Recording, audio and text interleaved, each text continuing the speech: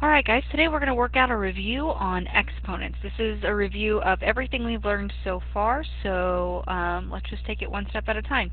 Remember, when you are presented with a problem and you do not know what to do, you can always follow the order of operations. So if it helps you, let's write that at the top of our page.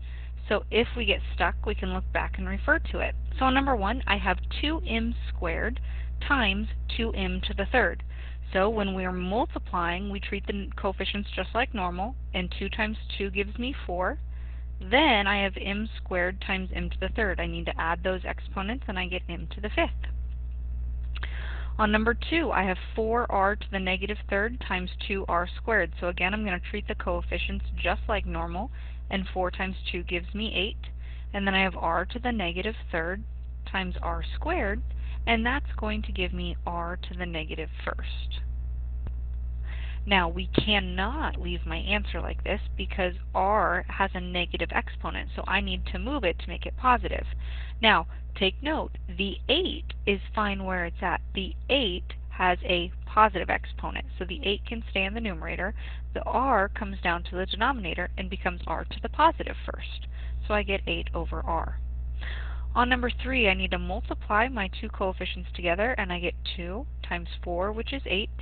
Then k to the fourth times k to the first, which gets k to the fifth, so 8k to the fifth. Pause the video, do number 4 on your own. Alright, hopefully you took 2 times 3 to get 6, and then I have an x and a y squared, which cannot be combined, so I just get 6xy squared.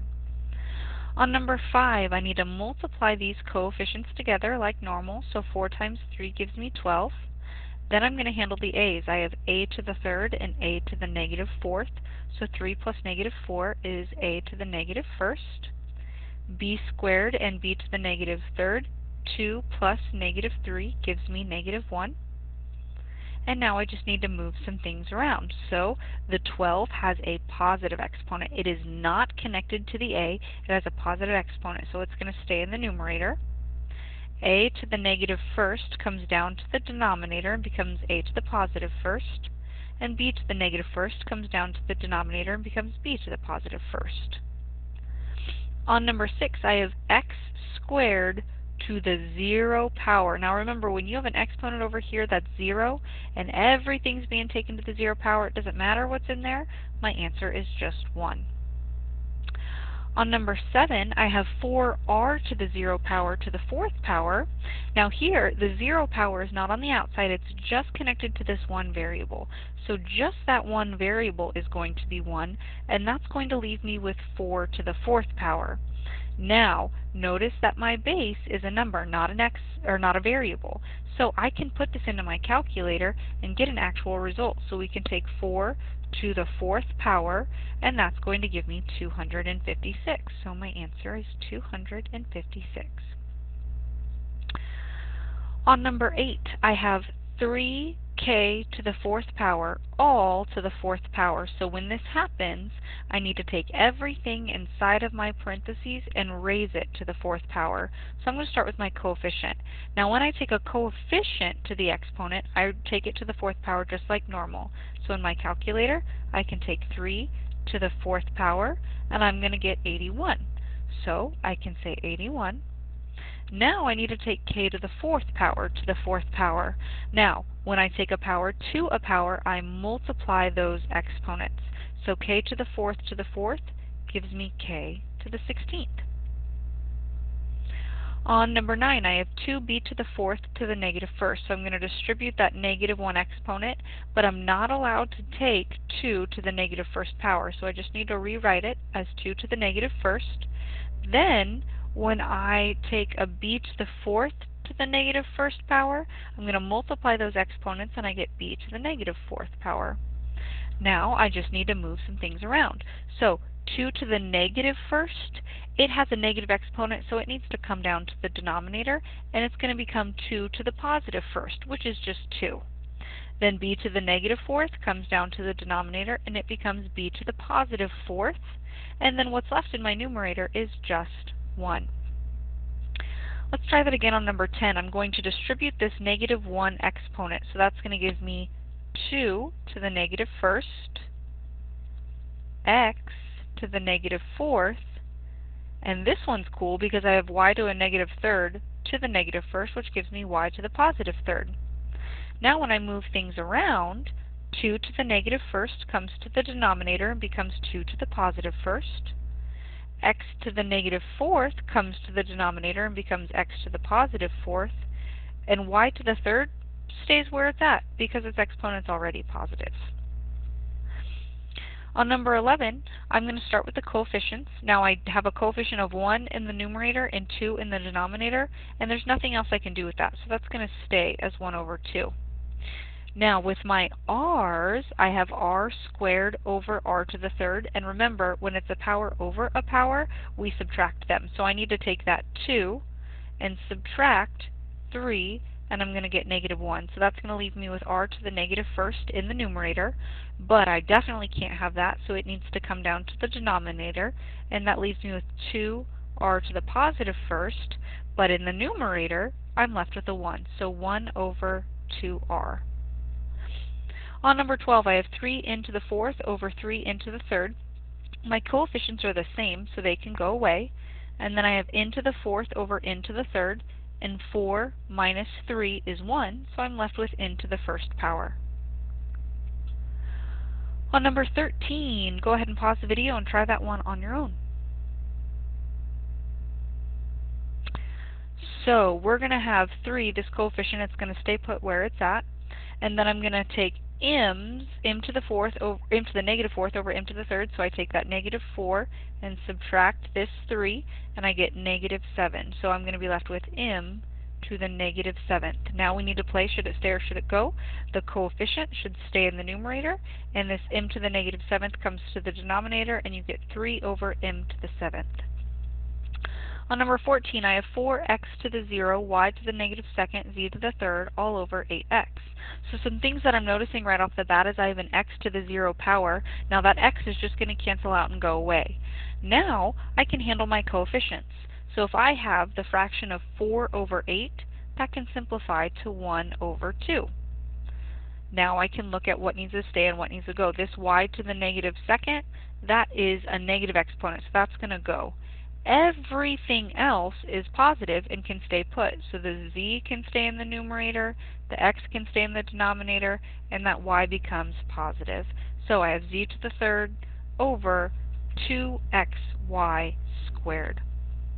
Now again, I'd like you to pause the video and do number 15 on your own. Okay, hopefully when you completed this problem, you got 4m squared in over 3, because p to the third over p to the fourth is p to the negative first. So 4m squared in p to the negative first over 3, which gives me 4m squared in over 3p. Alright, on number 16, I have the quantity of x to the negative second times x to the negative third to x to the fourth. So again, if you have a lot going on and you're not really sure where to start, always follow the order of operations. So the order of operations says that first we need to handle our grouping. So I need to handle what's inside of my parentheses first. Well, notice these guys are the same variable, so I need to add those exponents together, and that's going to give me x to the negative fifth. Then I can bring down my exponent and get x to the negative fifth all to the fourth. Now, when I have a power to a power, I multiply those together. So that gives me x to the negative 20th. And finally, I can't have a negative exponent, so we're going to move that guy down to the denominator, and that's going to give me 1 over x to the positive 20th. On number 17, I have n cubed times 2n to the negative first. So again, I have a lot going on. I've got n cubed, I've got grouping, I've got exponents, so let's take it one step at a time. If I look inside of my parentheses, n third, I can't do anything with that. 2n to the negative first, and that's fine too. So the next thing that I want to do is I want to work on exponents. Now what I mean by exponents are the exponents on the outside of the parentheses. So I'm going to handle this n to the third cubed first. So if I do that, I multiply those exponents and I get n to the 9th. Now I can bring down that 2n to the negative first, and I can multiply these guys together. So the coefficient comes along for the ride. Then I have n to the ninth and n to the negative first. Add those together and I get n to the eighth. On number 18, again, we've got a lot of stuff going on. We have some multiplication, we've got a fraction. So when you're approached with a problem like this, what's important is that you handle grouping first. And grouping includes fraction bars. Fraction bars are another method of a grouping symbol. So I want to simplify everything on the numerator and everything on the denominator before I even begin to combine them. So let's start with just the numerator. In the numerator, I have 2x squared y to the fourth times 4x squared y to the fourth times 3x, and I'm multiplying all those together. So let's handle the coefficients, 2, 4, and 3. All I want to do is multiply them together. So 2 times 4 is 8, times 3 is 24. Now I'm going to go back through in the numerator and handle my x's. X squared, and x to the first. If I add those together, I get 2, 4, 5. So I get 24x to the fifth. Finally, I can go through and I can handle my y's. So I have y to the fourth and y to the fourth. Add those guys together and I get y to the eighth. So everything in my numerator has been simplified and condensed down into 24x to the fifth, y to the eighth. Now let's look at the denominator. In the denominator, I have 3x to the negative third y squared. Now notice I don't have anything else going on. There's nothing I can do with that guy down there, so I'm just going to bring him on down. 3x to the negative third over y squared. Now I can simplify this like a normal fraction. So I can say 24 over 3 gives me 8. Then I have x to the fifth over x to the negative third. So I take my numerator's exponent and subtract my denominator's exponent. So 5 minus negative 3 gives me 8. So I have 8x to the 8th. And then I have y to the 8th over y squared. Numerator minus denominator gives me y to the 6th. On number 19, again, we want to start by just simplifying the numerator. Notice I have x to the third, x to the third, y to the third, times x to the third. So I want to combine my like terms first, and that's going to give me x to the sixth, and then y to the third is still there. Now I can bring down my denominator, 4x squared. Now we just have a fraction that we can easily simplify. So take a second, pause the video, and simplify that problem. Hopefully what you did is you simplified your x's and you just left with x to the fourth, y to the third, all over 4. On number 20, again, we just handle the numerator, then the denominator. Now in the numerator, I only have an x. That doesn't help me. I can't do anything with it. But in the denominator, I have 2x to the 0 power squared. Now, anything to the 0 power is just 1, so that x value goes away, and we're really only left with x over 2 squared, because the x in the denominator is completely gone. Well, we definitely know that 2 squared is 4, so all we have is x over 4. On number 21, I have the quantity of 2m squared raised to the negative first power over m squared.